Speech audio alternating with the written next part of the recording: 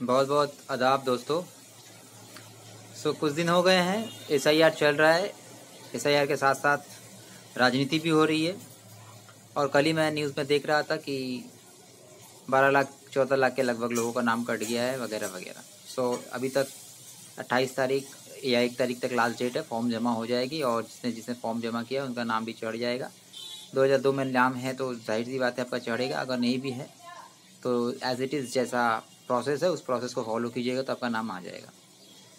Problem उन लोगों को होगा जो सही में बाहर से आए हुए हैं या फिर जिनके 2 स्टेट्स में या फिर 2 वार्ड में या फिर 2 शहरों में। मैं बहुतों को जानता हूं जिसका हावड़ा में, कलकत्ता शहर में भी वोट देते हैं वो लोग, कोई ना कोई वार्ड में, और हावड़ा में भी वोट देते हैं। हालांकि वो हावड़ा में रहते हैं। बहुत सारे कलकत्ता में स्ट्रीट वेंडर्स हैं, हॉकर्स हैं जिनका 2-2 वोटर कार्ड है, वो मैं भी जानता हूँ। और इन सबों के बीच 6 तारीख भी आ रहा है, 6 दिसंबर। आप लोग जानते हैं 6 दिसंबर को लेके अलग ही एक माहौल चल रहा है।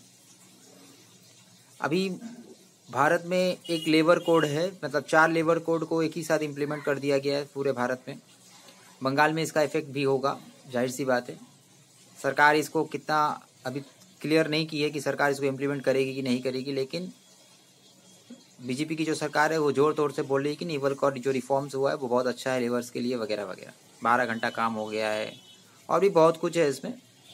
उसको एक अलग वीडियो में बना के आप लोग अगर मुझे को कमेंट कीजिएगा कि आप लोग को जानना है तो मैं आप लोग को बता दूंगा।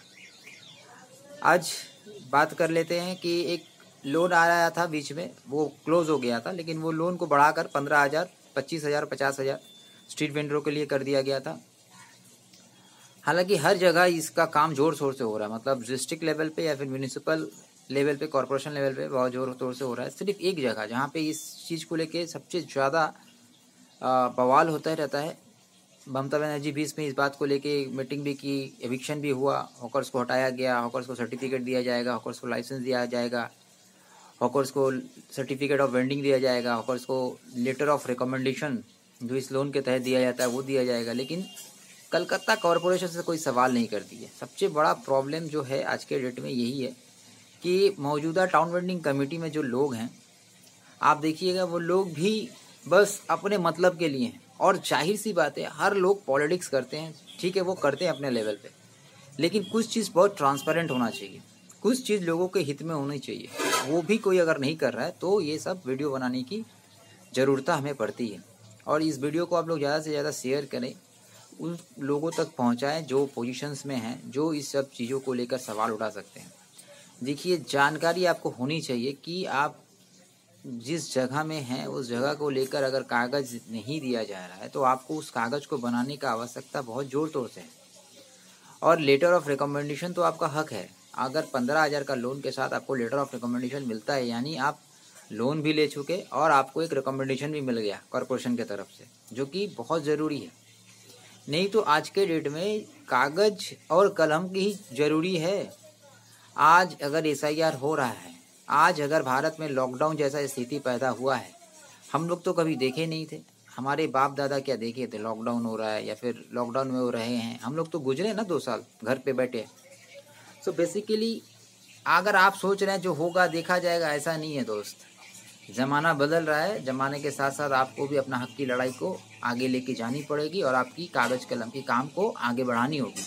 तो इसके लिए एकजुट होइए, सवाल कीजिए कॉरपोरेशन से कि क्यों अभी तक लेटर ऑफ रिकमेंडेशन और 15,000 का लोन को लेकर अभी तक कुछ काम नहीं हुआ। एक 58,000 का लिस्ट था वो भी कैंसिल हो चुका। तो भाई कौन से लोगों को देंगे आखिर में वो कागज़? कौन ऐसे लोग हैं, इतना दिन से काम चल रहा है, आइडेंटिफाई नहीं हो पा रहा है, कैसे होगा, क्या प्रोसेस है, मीटिंग का मिनट्स क्या है? आप देखिए, पूछिए, जानिए, सही लीडर के साथ कांटेक्ट कीजिए, तभी जाके आपका काम होगा। वरना कागज़ के बिना आपको कोई भी कहीं से भी हटा सकता है। पुलिस भी बोलेगी आपके पास कागज़ है, अगर नहीं है तो आप कुछ नहीं कर पाइएगा। सेटिंग्स तो ज़्यादा देर नहीं चलता है, लेकिन कागज़ आपका ज़िंदगी भर क्या पूंजी है, पूंजी बन जाएगा वो कागज़। बेसिकली इसमें काम कीजिए। और इस मुद्दे पे कुछ जानना है, इस मामले में कुछ जानना है तो मुझे टेक्स्ट कर सकते हैं, जान सकते हैं। बहुत बहुत शुक्रिया, धन्यवाद। मिलते हैं नेक्स्ट वीडियो में।